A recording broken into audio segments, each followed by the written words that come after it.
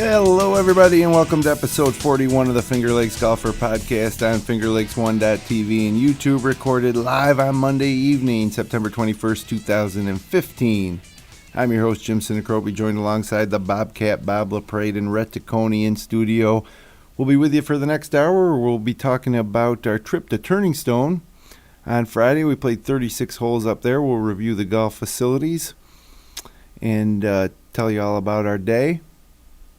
The Tour Championships this weekend, and we're going to have a discussion about who should be the player of the year. A couple weeks ago, there was nothing to talk about, but now all of a sudden you can make a case for Jason Day as well as Jordan Spieth. We'll break that down. The U.S. women took home the Solheim Cup after a controversy over a 2-foot putt. We'll talk about that. We'll talk about when you give a putt, when you don't give a putt. And this week's Zen Tip will help you find your best putting stroke. We'll have your local golf news and holes in one and much, much more. So, fellas, welcome back into the studio tonight. How's everybody doing? Good. Rhett and Bob, you were part of a group of 16 guys, including myself, that went to Turning Stone on Friday. We left, Bob, you went up the night before. Rhett and I left early, about 5 a.m., headed east from Seneca Falls to Verona for 7:20 tee times when our tee time started. Yeah, I think so. Yeah, bright and early. It was early.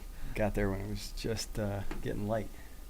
And then we played 18 holes at Shenandoah, and then we played 18 more at about 1:30, 1:45-ish at Adunio, and it was amazing. It was just a great day. Those courses are so nice. Awesome. And you've played there. You've played at Turning Stone before, but not Adunio, Brett? Is that right? I played Shenandoah and Kaluyat, but I hadn't played Adunio yet. So, but Shenandoah, I love that course. I'd play that one every time going up there. It's a nice course. Perfect shape. It's got a lot of trouble. You can hit you can hit a decent shot, but you can also find yourself in some trouble there. It's a tough little track. Sure. And Bob, you've played them. You've played them all. Yeah, I've played all three. Yeah.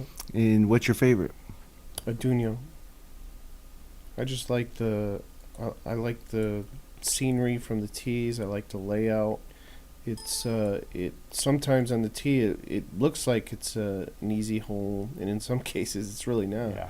You find out when you get around the greens or you're chipping or when you're putting on the greens, they can be deceiving. Right. But it's a great course.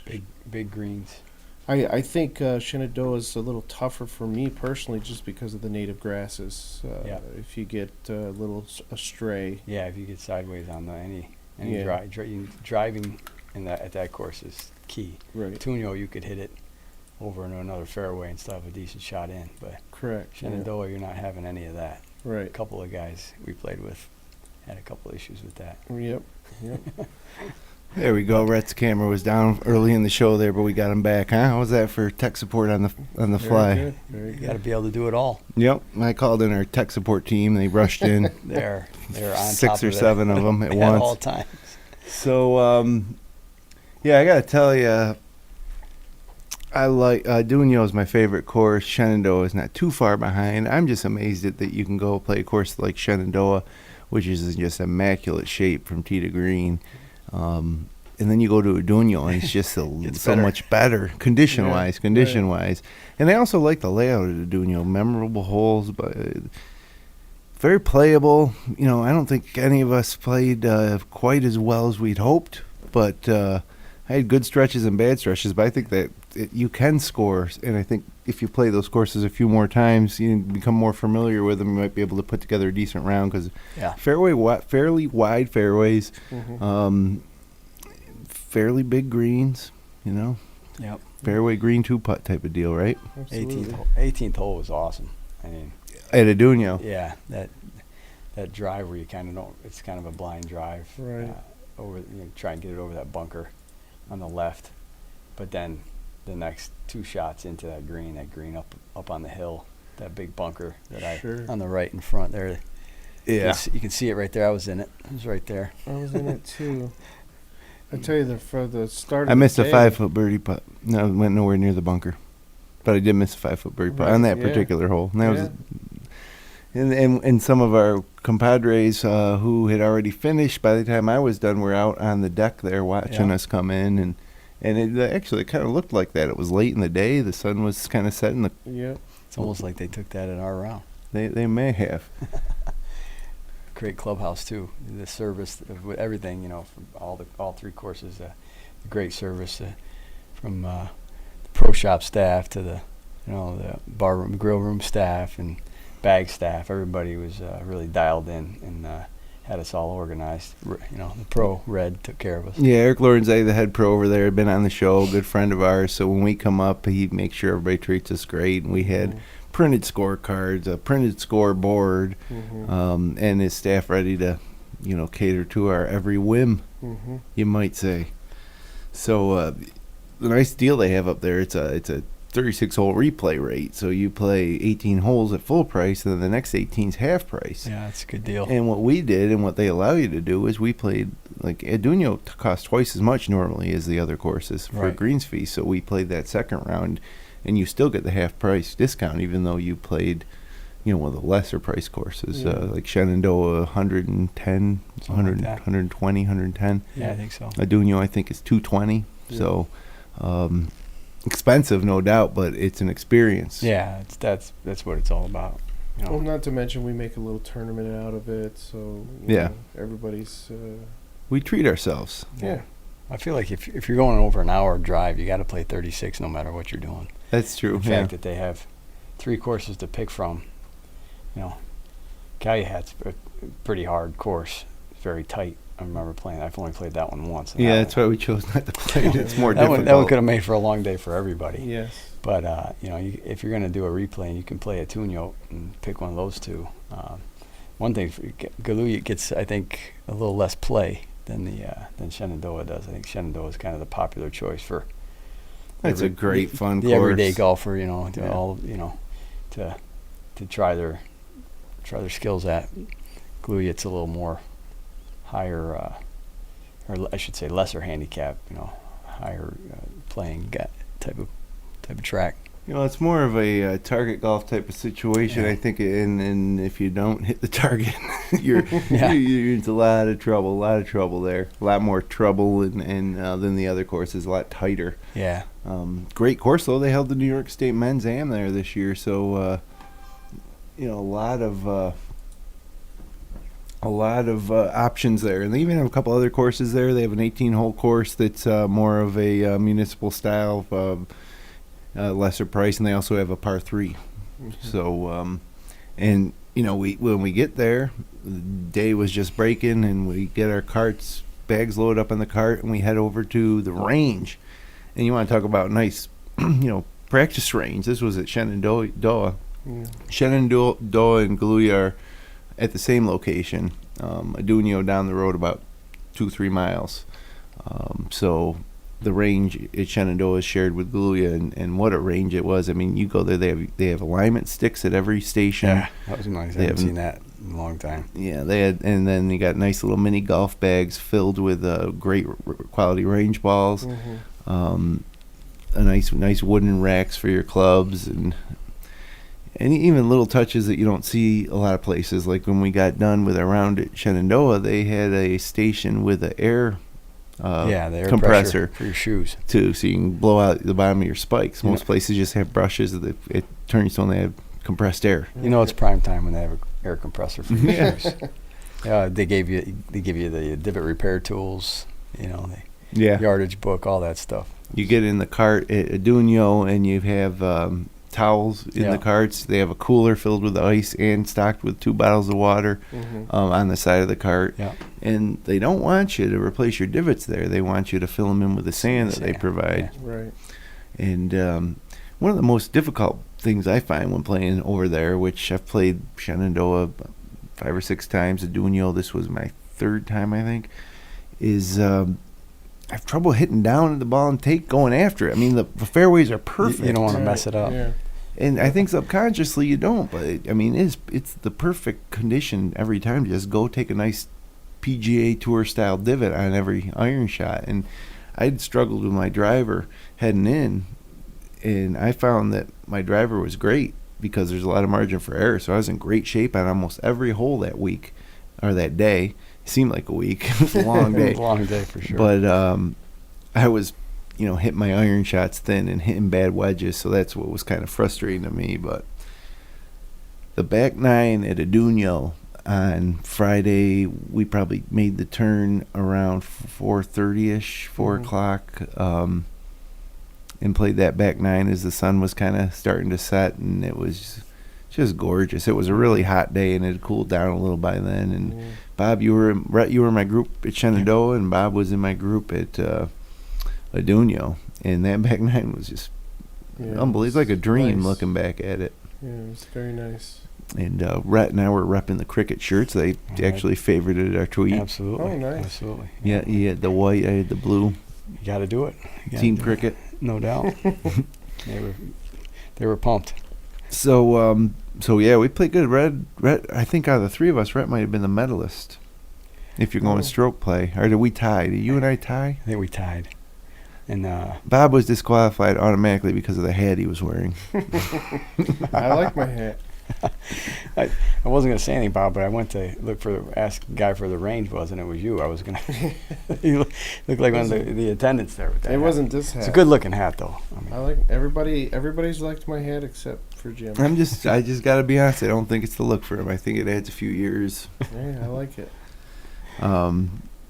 Yeah, so anyways, highly recommended. 5 stars out of 5. Thanks, Derek Lorenzetti and his staff, for a great day. We'll be back next September. Absolutely. And you can't be, if you love golf, you really owe it to yourself to play on a course like Adunio. Yeah. Because when the PGA Tour players came to Adunio in the past, they used to have the Turning Zone Championship there. They said this is the best course we play condition-wise. Yeah. Mm-hmm. And you can see why when you play it, because you can't fathom how anything could be better. Yeah, one of the assistant pro in there, I asked him when I was in the shop, I said, what do you guys get on a normal day here? He goes, we get about 30 players. Wow, So, that's even a little up from the past, but not much play. That's, 5 groups, 6 groups. Yeah. It's crazy to think you can go, basically 12 hours and 10 hours and make play. that course look so nice. 6 and put groups. so much into it. Yeah. It's a good place. I mean, it's one of those things, if you think about it, there's golf complexes. There's not a lot of places like that in the Northeast to have that many courses and that much golf to choose from. A lot of the big name courses are single courses. They're private, exclusive 2-course. True. But, that's that anybody can basically play. True resort course. Yeah, but it's like Pinehurst has 6, 7 courses. Yeah. Bandon Dunes has 4 courses. You got places like that out west and down south, but you got the golf trail in Alabama, but you don't have many things like that up in the Northeast to have true, where you can go and you could hang out there. There's a casino there, and you could play 3-4 rounds of golf and spend 2-3 days there. And then hit the let it ride table. Yeah. Yeah. Absolutely. The the other thing is most of us took showers after in the locker room, so when you're at Adunio, you have access to that stuff. When you play the course, and that just adds to the whole experience. We hung out afterwards there, had a quick bite to eat, and just kind of hung out. Yeah, it was cool with Eric, and then some of us headed over to the casino and ate at the Pino, great Italian restaurant inside the casino, and so a lot to offer. Yep. Turningstone.com. Click on golf once you're there for more information. But thanks again to Eric, and great time we had. Congratulations to Matt Ferrara. Mm-hmm. He won the Verona Cup He did. using the very proud. Nitro scoring system. Which is great. Yeah. I love it. Yeah, well, it was the Nitro scoring system will reward the player who plays the best according to what their own handicap might be, without giving strokes every hole. We discussed the Nitro scoring system on this podcast before, so you can go back whatever episode it was, but it's entitled Nitro Scoring System. So if you want to learn about it, go ahead and take a listen. But it rewards usually the golfer who plays the best according to their own averages. And I think he was probably the only player maybe who played. You cashed too, didn't you? Yep. Yeah, I came in, I think, 4th. I got my money back, which was nice. Yeah. So it's all good. Like Matt played great. I think it was 82, 85 maybe. Yeah. Something like that. I think Nitro rewards consistency. So Yeah. if you have 8 pars and then you have piling up the points. You have a 10 on a hole. Yeah. That doesn't tell the whole story, Right. does it? So Right. Nitro rewards that consistency. Yeah. Yeah, especially playing on a foreign course where you're going to make a few big numbers. It doesn't have to ruin your day or your Right. chances. Right. Well, Exactly. obviously, I always try it, and this was really the first time, one of the first times I cashed in on it. But you just want to score a point, at least a point every time. So Yeah, bogey's a point, bogey's par's worse, 3. But par, you're getting 3.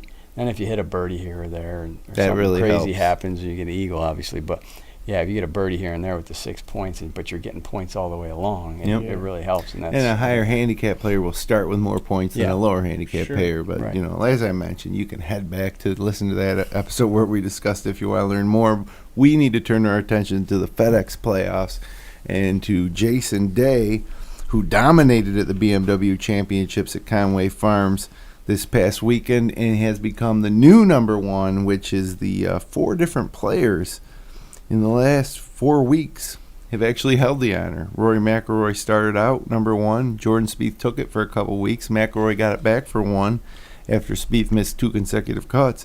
And then Jason Day captured it for the first time, and he was very happy about that. Yeah. I mean, he seemed more happy about that than winning the PGA Championship last month. Yeah. He said it was a goal of his, since he was like 12. Yeah, which is to get to an number odd. 1. It's an odd thing. You usually, that would be his goal. Usually it's like I want to win the Masters, Yeah. but I want to be world number 1. Hey, that's Yeah. I guess he figures if he's won, all the other stuff will come with it. Happen, That he's probably had to win a major or 2 and all that stuff. He's definitely on a roll. So the summer in 1997 was the last time there was 4 different, or there was kind of a bunch of guys in and out of the world number 1 rankings. Tiger Woods held it in June and then gave it to Ernie Els in late June 97, who then relinquished it to Greg Norman, who held it through early July, and then mid-July Tiger Woods got it back. So I haven't seen something like this in a long time, and it's setting up to be a fantastic 2016 season on the PGA Tour. Yes. So it was Jason Day, 22 under. I mean, this kid is showing seems unbeatable in the same way that Tiger was back when Tiger was rolling. I mean, Day's won 4 out of the last 6 events. And it's not like he missed a cut either in one of those. I think he was in the top 5 in the other one and like a 12th. So he's all over it. He's just got his game dialed in. He's crazy. This was the top. How many players were in this one? 70 players in this one, and he shot 22 under. Next best was 16 under. And his, Rory McIlroy, 14 under. He beat Rory by 8. That can't make you feel too good if you're Rory McIlroy. No, definitely. Because I bet you McIlroy felt like he played great. How are you going to make up 8 shots? Yeah. Mm-hmm. Well, and the way he started the season too. All these guys are playing well at kind of peaking at different times, but it's just so exciting to watch and to actually have this many people competing against one another, and even we're not even talking about Dustin Johnson or Zach Johnson won a major, and he's done well. Kuchar's playing well all year. I mean, there's so many guys that are playing well. Like when Tiger was dominating, there was nobody else. Yeah. I mean, he was by himself. But Jason Day may be that guy too. But hard to think that he can keep this going with that many other good players out there that wouldn't get through and win a tournament here. Yeah, and there. they better step up their game They though, should. for sure. I mean, it's going to be interesting to see. When we roll into Augusta next year, it's going to be interesting to see who's in contention for that first major. It could be an amazing leaderboard. Yeah. Right, yeah. Spieth, Day, Fowler, whoever. Make it very You know, exciting. McElroy. Just look at all the top 30 now, the final 30, I should say, whatever we're calling them. Yeah, the top 30 in the FedEx Cup standings are going to duke it out for $10 million this coming weekend. In the final event, the Tour Championship at East Lake Golf Club in Atlanta, and that's a good field. But if you're in the top 5 and you win this tournament, then you win the Tour Championship. If not, and you win, then other things have to happen. But Right. so the top 5 heading in is Jason Day, Jordan Spieth, Ricky Fowler, Henrik Stenson, and Bubba Watson. Of course, McElroy been injured, missed a lot of time, missed to accumulate some points, but he's playing in the tournament. Yep. So this is going to be an awesome way to end. I Yeah. just wish it wasn't at East Lake. I'm sick of it. I know. Ends. We were talking about that. Another thing. It ends with a par 3 as a finishing hole. Yeah. 230-yard par Yeah. 3. I mean, a great hole, Yeah. but that's what It you would want. make a great 17th hole. Yeah, exactly. Setting up to come down a par 4. Kind of like it's at was it Hazeltine has the 17th as a par. Has, I think that's a par 3, maybe not, but Congressional has one of those that sets up for the finishing hole. Yeah. But it's interesting. Not a fan of the par 3 finish. It seems like there's not enough opportunity for stuff to happen. Right. Yeah. And granted you hit it over the water there, but it's pretty tight up there. There's not a whole lot of danger once you getting over the water. What length are they going to play it at? We were saying this morning, like 230, something like that, 225, 230. So they'll probably move it a little bit each day, but Be a long shot for me. Yeah, for most of For us. a par 3. Especially with the Tour $10 million on the line. Yeah. I'm taking a driver and probably snap hooking it right in the water. So, first of all, who should be player of the year, Spieth or Day? And does this tournament matter and determine that? Like, if Day wins this, does he clinch player of the year? If Spieth finishes tough higher than call. Day? That's a tough call, I think. Even though Day hasn't won a major this year. Sure he Yeah, has. he won PGA. PGA Championship. PGA, I'm sorry. Yeah, he won the PGA, but Spieth's got 2. Yep. He's also got would he come in second or third at the British?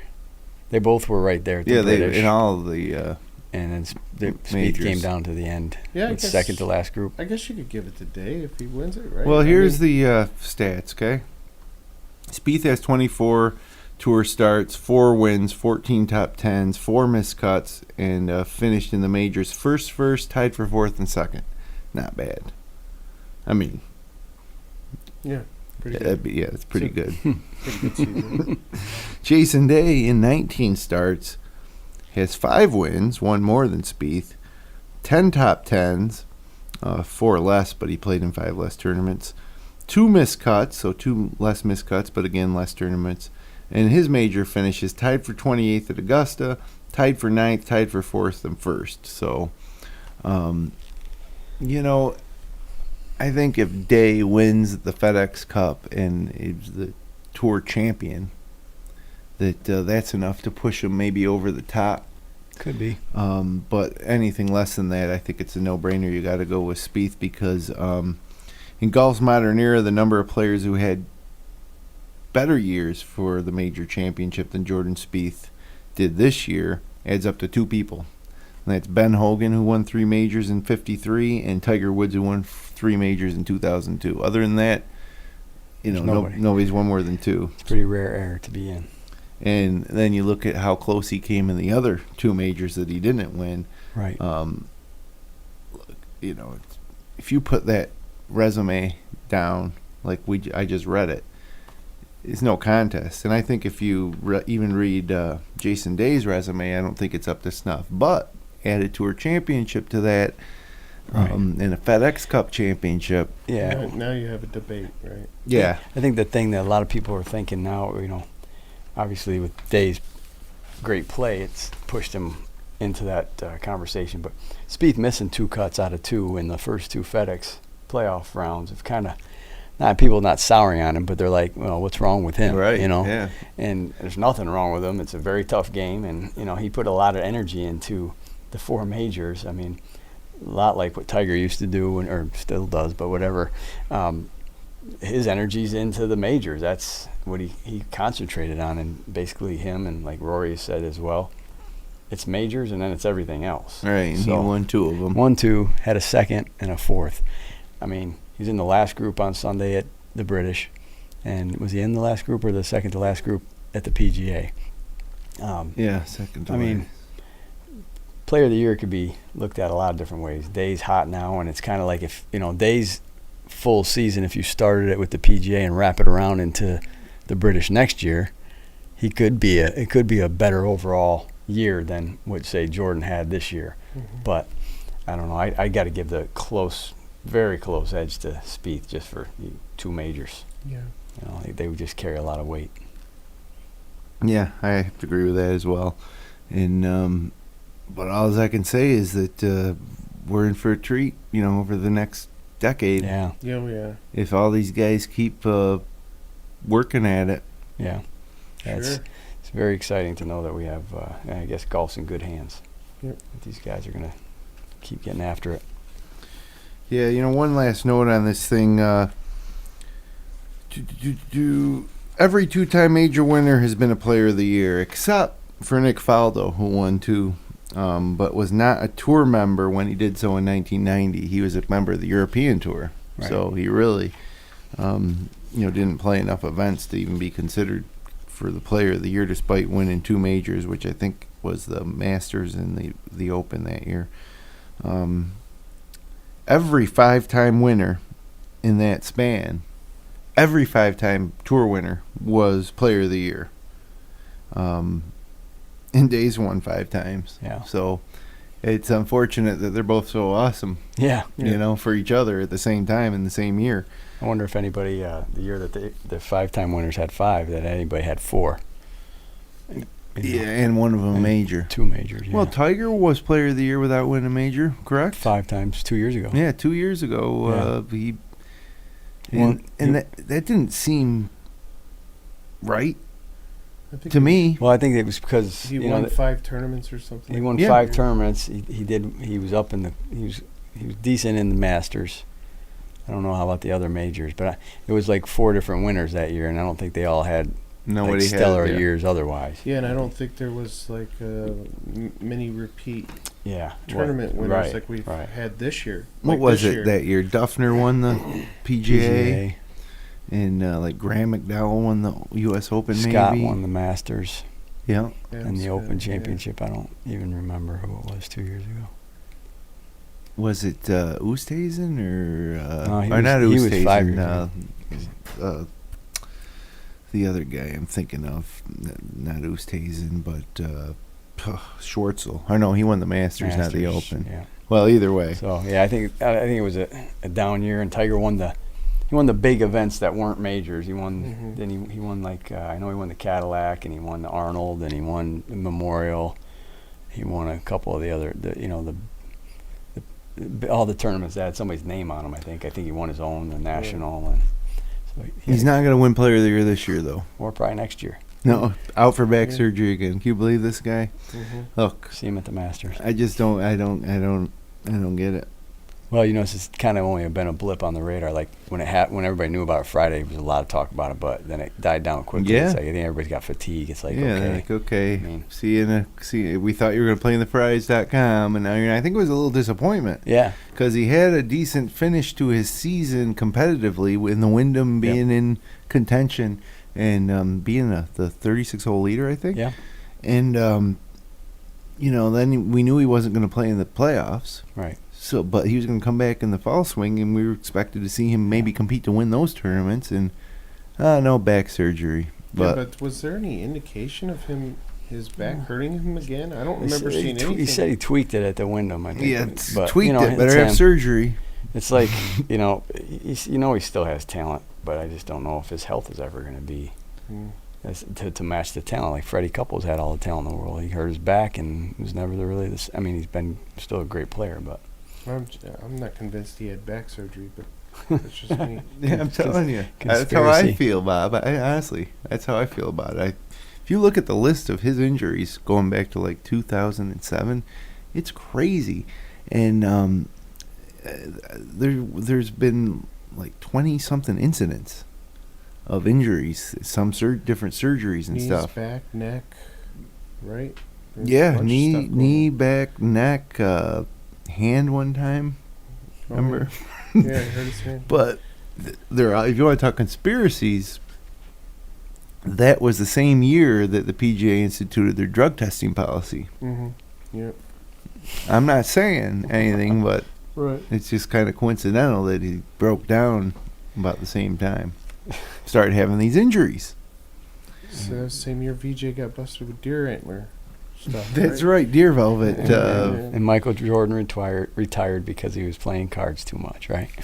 Well, he wanted to pursue a baseball career, or a senior golf career, which is a topic for another discussion. Mm-hmm. You know, Michael Jordan was convinced that, I'll just take a little time off and I'll play on the senior tour or whatever. Yeah, I think he wised up to that. Yeah. Yeah. Golf's a little different Golf's Yeah. pretty type tough. of game. Yeah. So, hey, Solheim Cup, USA, Mhm. women win it. Didn't get much sleep because I was watching it. First time since 2009. Incredible.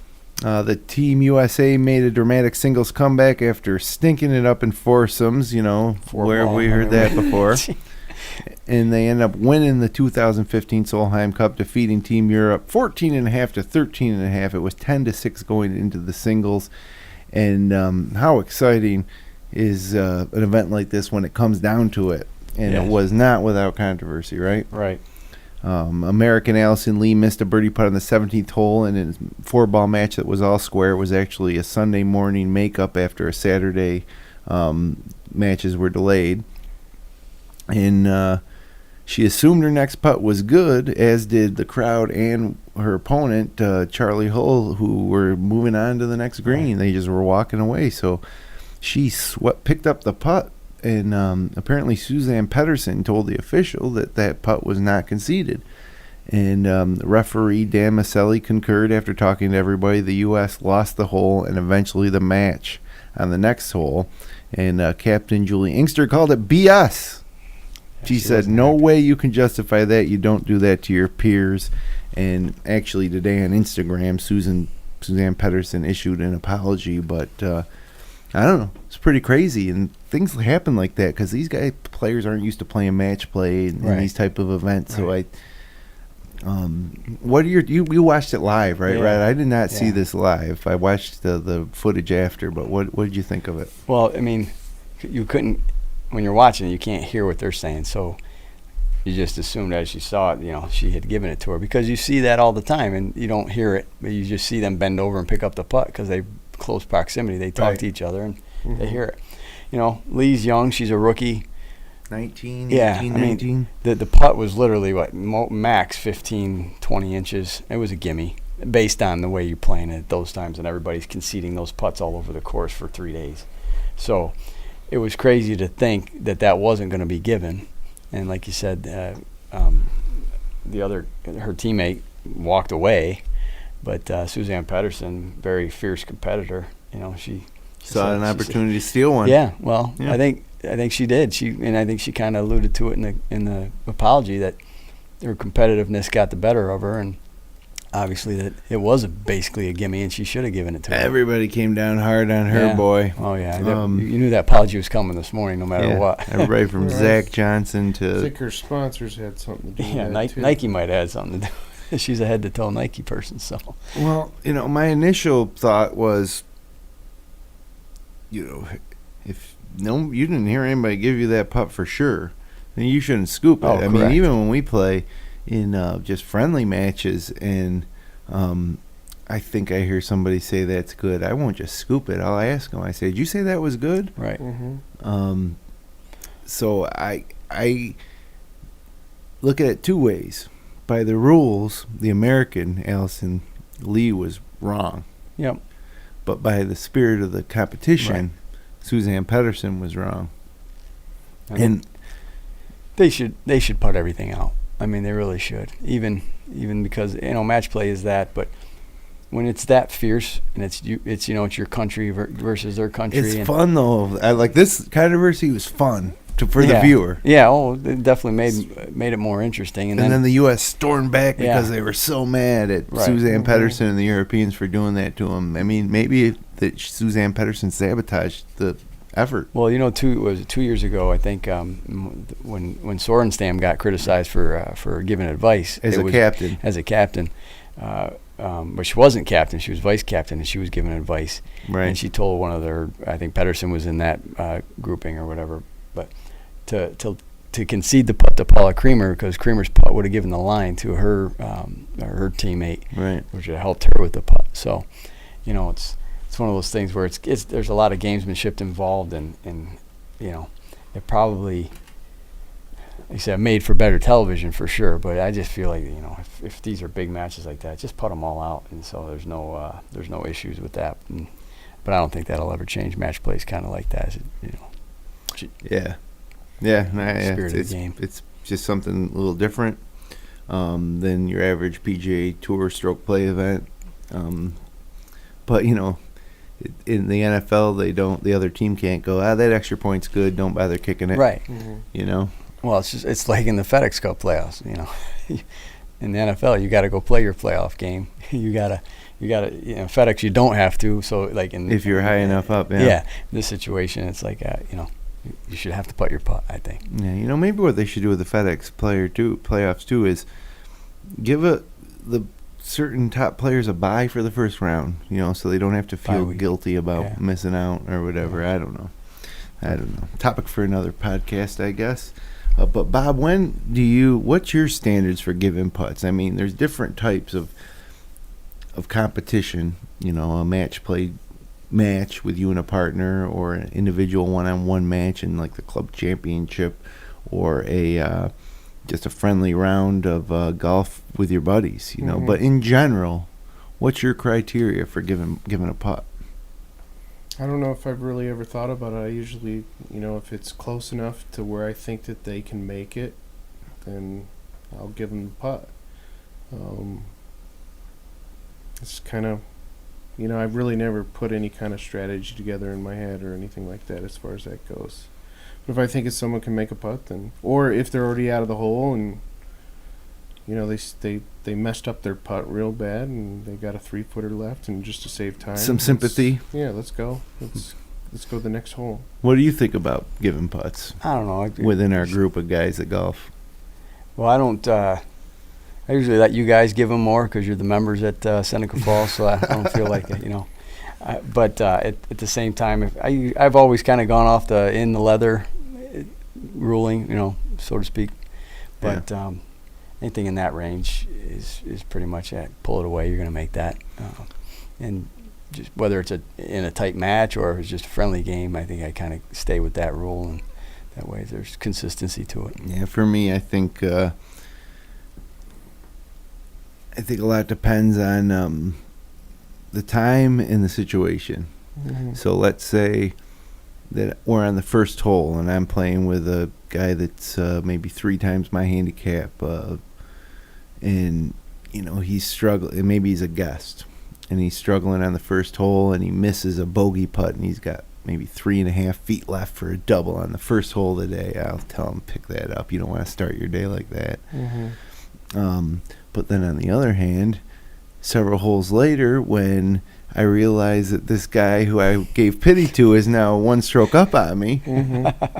I might regret that decision. So, but it all depends. And, sometimes people look down at other folks for they don't putt anything out because, and it's true, if a certain group of golfers at your club doesn't necessarily putt out everything or gives a lot of putts, and then they come in and they say, I shot a 74 this morning, it was great. In the back of your mind you're thinking, well, you must have played good, but who knows what you really shot.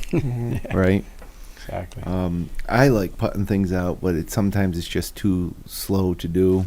And then in another situation, like we play on Wednesday nights with a group of people where we give putts, you're playing against everybody else individually for low score for skins, although not many putts are given that would count for a skin. In a team game, it's something I always think about, where we might give a putt that's 2.5 feet where maybe we shouldn't have, but you think, well, those guys are going to give it, so why shouldn't we? Yeah. Well, I know one instance where I don't ever say anything is like in our Nitro scoring. If I'm in a group of 4 and I know I'm out of the scoring for the day, Let it's them down, deal with and it. it's down to 2 guys, I just let them. I don't Yeah. say anything. I let them deal with it because you don't want to take one of those guys out of the match. That Well, let them make the call. And you're dealing with points too, and a Right, bogey's yeah. 1 and a Right. par is 2 more than that. So Right. it's hard to give Let's those make ones. them make that 2-foot par Yeah, putt. pretty Right. much all of them you got to make them make. That Just on this Solheim Cup thing, I watched that replay like 10 times, and I tried to put a real forensics analysis on what happened there. Yeah. And I think this is what I really think happened was that we had 2 rookies playing with 2 veterans. Hull truly went over to ask Pedersen, what do you want to do in this case? Because they were so That's far what she away. said she wanted to do. Yeah. Yeah, I really truly think that's what she was doing. Although it was like it looked like she was Her gone. She caddy was going- with her too. Went Yeah. with her too. Yeah. Yeah. And maybe he didn't know what was going on either. And I think Pedersen, I don't even know if she put a lot of thought into it. And she may have thought that her playing partner said that was good when she scooped it up. And then that whole controversy came about where everybody's putting their hands up. The caddies are going, well, Yeah, Allison Lee shouldn't have touched her ball no, in no. the first no, place. you should. Unless you're positive. She should have looked. She didn't even look at them. She should have looked at them, asked, and if they said no, putt it, go down and putt it. But yeah, Everybody was hard on Pedersen, a little harder than I think they should have been because it is golf. The rules are match play. You can give the putt, and all's the official did is said, "Did you give that putt?" And Right. she said no. right. Yeah, I mean, she definitely was hit hard for it. But it's there's always 2 sides. There's always 2 wrongs or something. I mean, Lee shouldn't have touched it until she absolutely knew. She thought she heard. Well, if you don't see one of those 2 people say, yes, it's good, Right, then don't take it away because nobody else matters other than those 2 people you're playing against. Yeah, But, I just think that if I was Lee in that situation, I would never think, oh well, that was terrible of them. I'm the one who screwed up. I grabbed my ball. Yeah. Without conferring, or even though she said she thought she heard someone say Right. it was good, if she did, then it was just a mistake all around. Move on. How about the guy that throws a fit when he doesn't get a putt given, and so he steps up and misses it, and he's like, "I can't believe you guys didn't give me that putt." you know, that's why we didn't give it to you because Yeah. you just missed it. you can't complain about having a putt not given to you if you don't make it. Yeah. Right? You can make it and then go over to the guys and go, "Hey, real nice. You made me putt that 1.5 footer. You made me putt that 7-incher." Yeah. But how about the Solheim Cup? We'd be remiss if we didn't talk about Jarena Pillar and that Great putt. up and down. That up and down she had, and the putt she had to. Basically, she misses that putt. They get 14 points to retain the cup, and all that other stuff behind it. But, Yeah. Christy Kerr and Angela Stanford and Paula Creamer. None of that matters because all these other ones, they would have gotten to the 14 points. So they had 13.5 points for 4 of those matches, and we're hanging on. And all they needed was a half, and we won all those. It is crazy. It's nuts. But she went 3-0-1. So I mean. MVP. And I Player of the year. I gotta be honest, I have never heard much about her until this weekend, and man, she stepped up big time. Mm-hmm. When a couple of our players were duds. Right. We Well, had 0-4 from Lincecum, and Yeah, and we've been taking a whipping on both sides against the Europeans, so maybe this Yeah. will turn the table for the Americans. And of course, going into this year's President's Cup is going to be crazy. Jason Mhm. Day competing.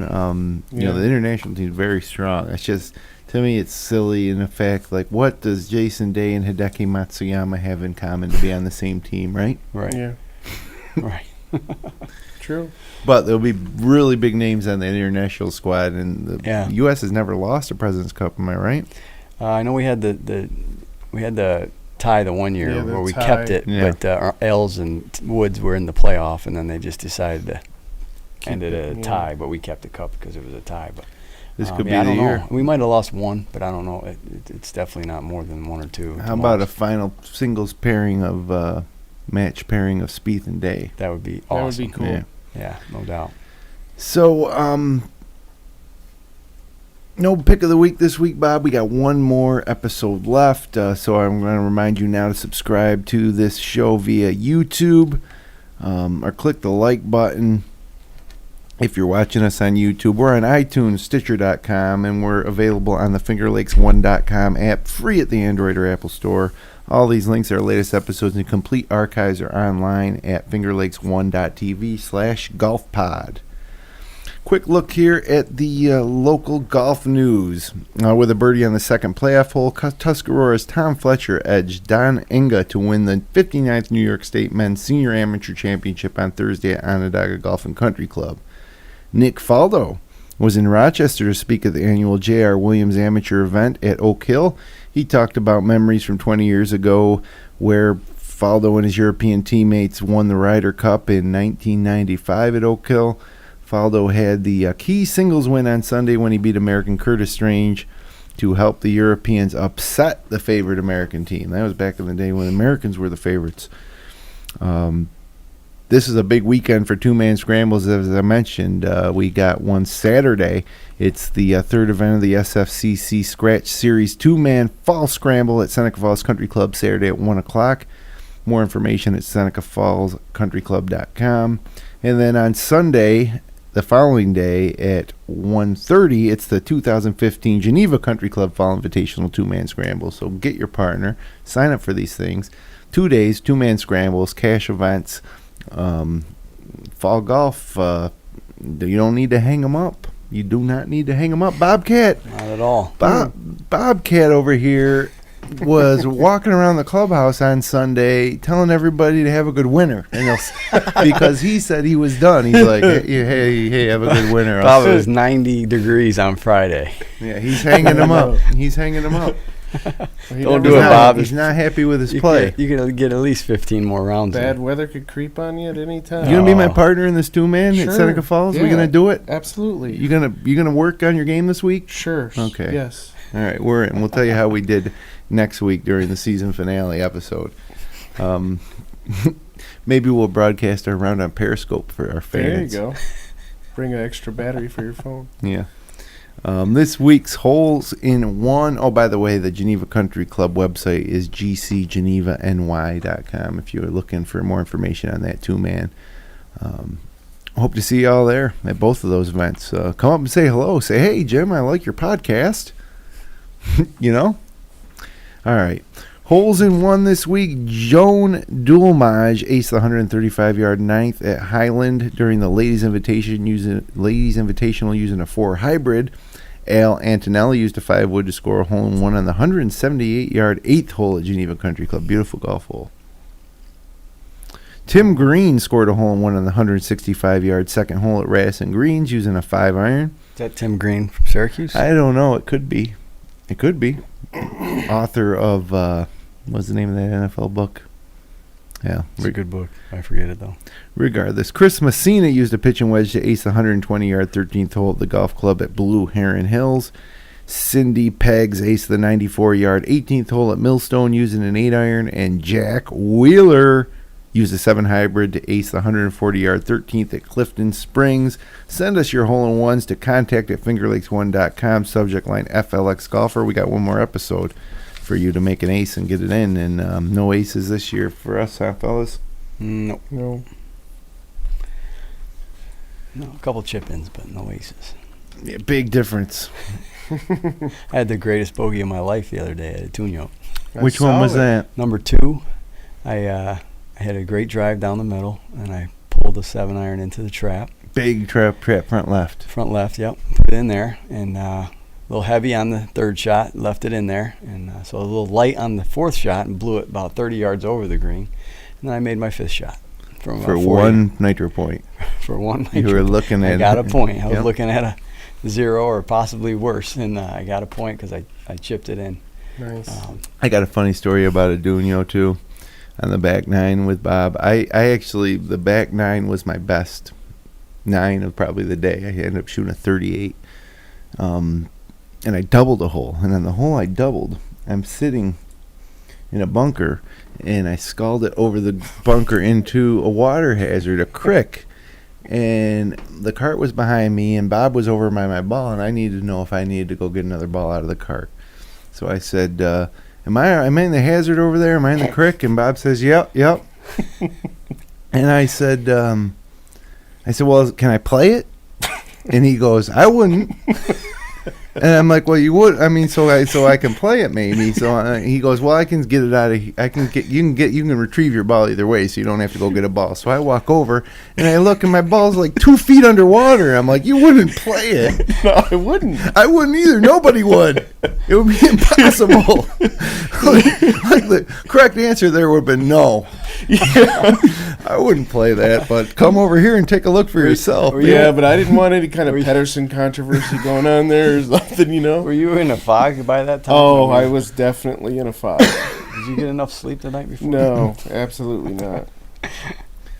Oh, well, that was a funny story. There were a lot of funny stories from that day, but I just remember when I walked over there and saw where the ball was, I was like, you wouldn't play this. Of course you wouldn't. Nobody, Aquaman couldn't get that ball out of there. You needed all your rain gear and everything. I think the laws of physics would prohibit it from hitting that ball out from 2 feet of water, but it was beautiful water, nice and clear. You could see the ball clear as day. Yeah. So, well, heading up we got about 8 minutes till the top of the hour. Time for our Zen Tip of the week. Zen Tip of the week.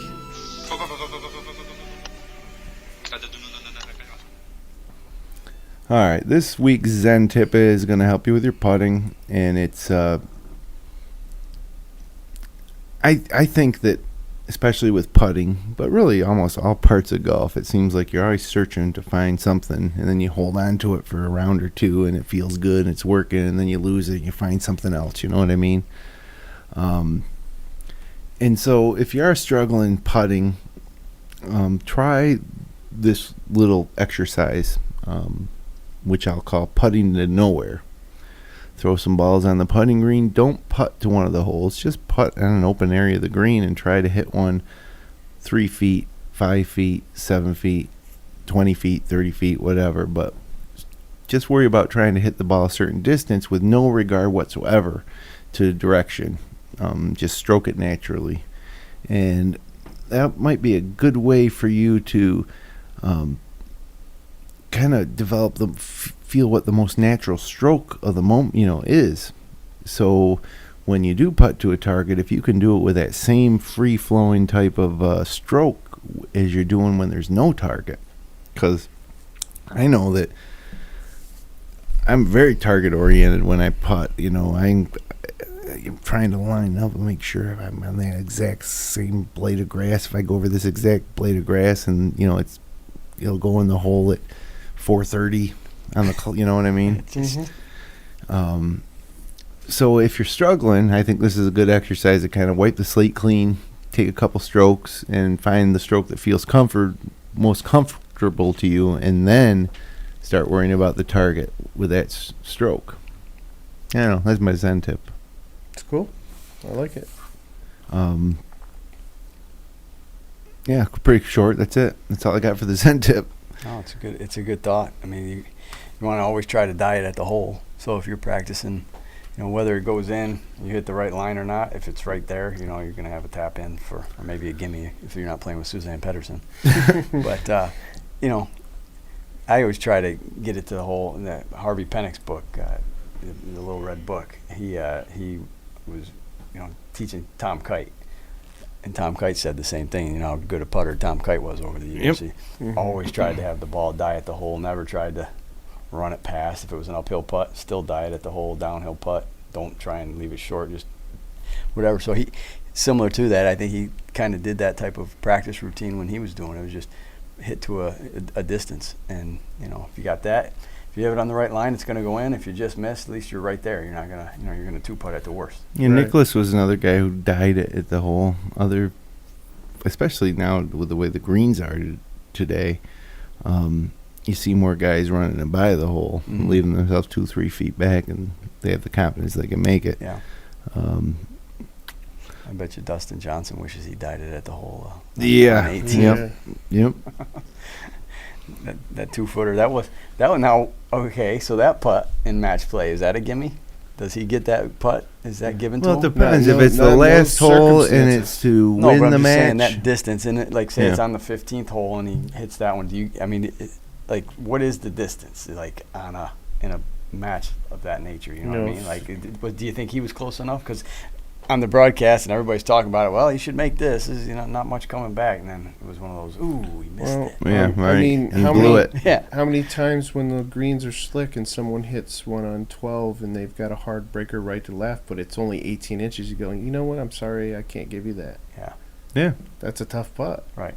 But if they got it straight uphill, At 18 inches, that's an easier putt. Yeah. much easier putt. Yeah. Well, a lot depends on the situation. I, for one, let's take the scenario where it's the last hole of the club championship final, and I am, and it's all square, and my opponent has a 2-foot putt, maybe 1.5-foot putt to tie the hole. If he misses, I win the club championship. I might give him that putt because I don't want to win the club championship on my opponent missing a short putt on the last hole. I don't know. And not that it would feel hollow, but then again, maybe I should make a putt that if I really want to win, that might be my only chance to win. But I would more like to win on me making a putt than my opponent missing one. The setup, though, you might have missed a putt earlier in the round, Chances are I would have. And not just saying you, but, somebody could go through and it might not have been on the last hole, but you might have missed one earlier in the round or made one earlier in the round that, he didn't make. And so, I don't know. I guess I'd take the win.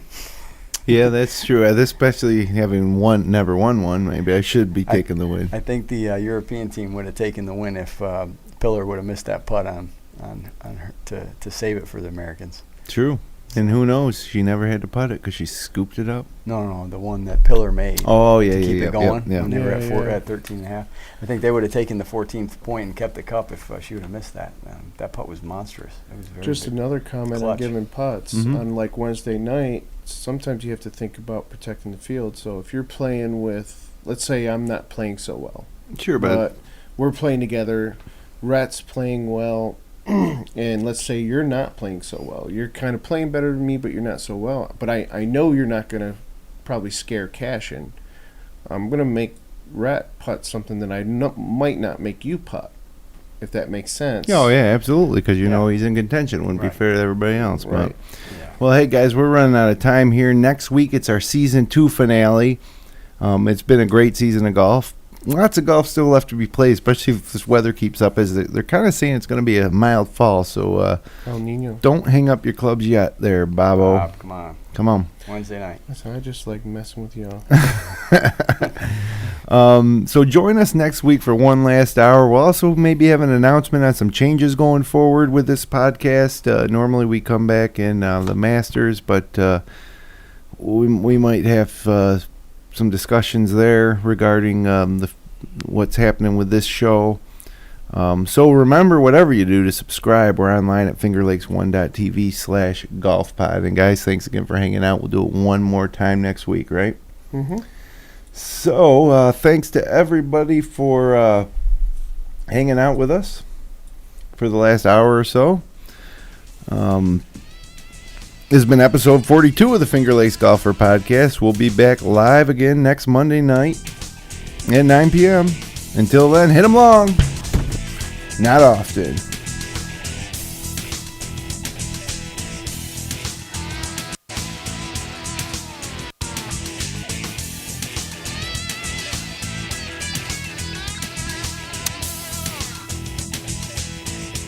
Support great local content like this by becoming a patron of FingerLakes1.com. Visit patreon.com/FL1. Finger Lakes One.